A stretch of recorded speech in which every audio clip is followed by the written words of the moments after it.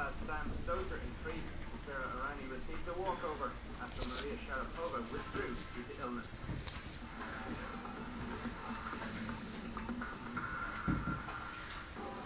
Cycling now, and Mark Cavendish once again sprinted to victory on the 13th stage of the Giro d'Italia. 254-kilometre ride from Busseto to Carrasco was the longest of this year's Giro. There being no categorised times on the stage, the smart money was on this being another day for the sprinters to strut their stuff. Of course, that didn't stop an early breakaway forming, even moving 13 minutes ahead of the pack before they started to be wheeled in.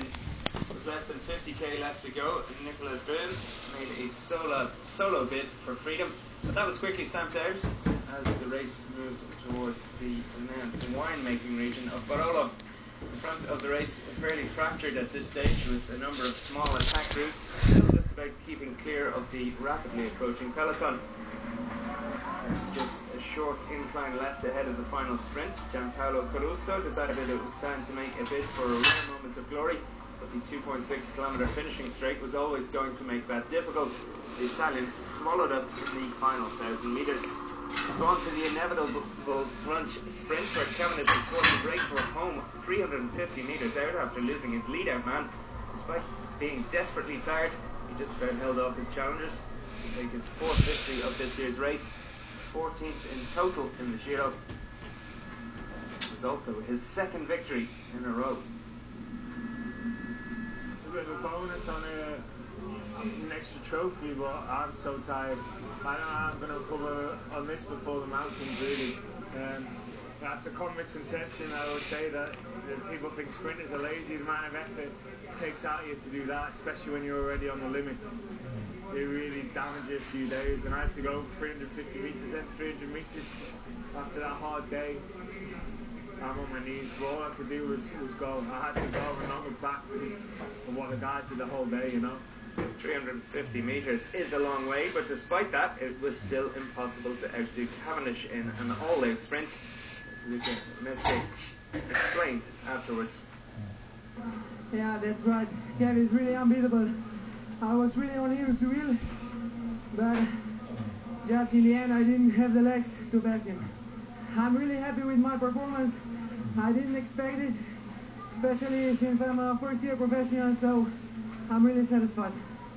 One man who did enjoy an easy day was race leader Vincenzo Nibali, the Italian enjoying the fine weather and crossing the line with his team in the middle of the peloton. Well, it was a long day, but we've been lucky because of the weather. I think we had a good day. The first part was pretty easy, to be honest. The second, it was very windy.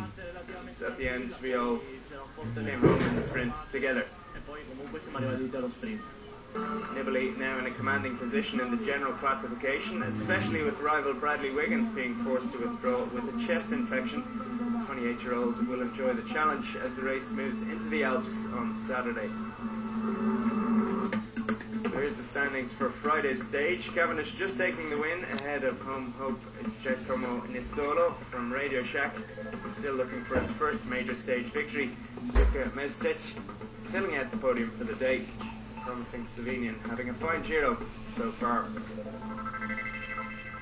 A relatively quiet day with no changes to the top end of the general classification. Nibali still in pink, 41 seconds ahead of second place Karel Evans. Team Sky's best chance now belonging to third place Rigoberto Urán as they move back into the mountains. Saturday's stage 14 of the Giro sees the riders take a trip back up the Italian Alps. Cavendish was victorious on stage 13, but the sprint specialist will find it very difficult to notch another stage win here. Stage 14, 168-kilometre trek to Bardonecchia, which will finish at the top of a Category 1 climb. What let's say is quite straightforward. First part is completely flat, and then there's a lot of long drag up. From Pinerolo up to Cestier. We've done this climb many times. Shouldn't be anything for GC. Should be quite straightforward. Descent down in Ols, then drag up to Bardonecchia, and the finish we have another mountaintop finish.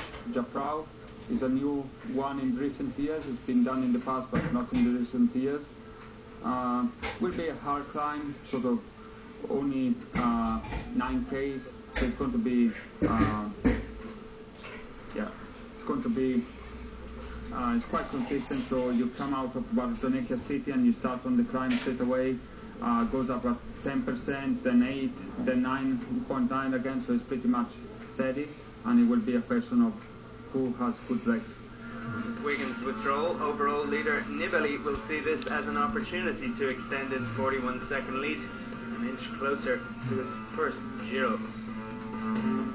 Ma vedremo domani. Says tomorrow will be another mountaintop finish, so we need to try to keep the situation under control. It won't be easy, so we'll see how it goes. We had a good day today, and we need to just take things day by day. Nient'altro. The long climb will test the cyclist's resolve before the demanding uphill climb.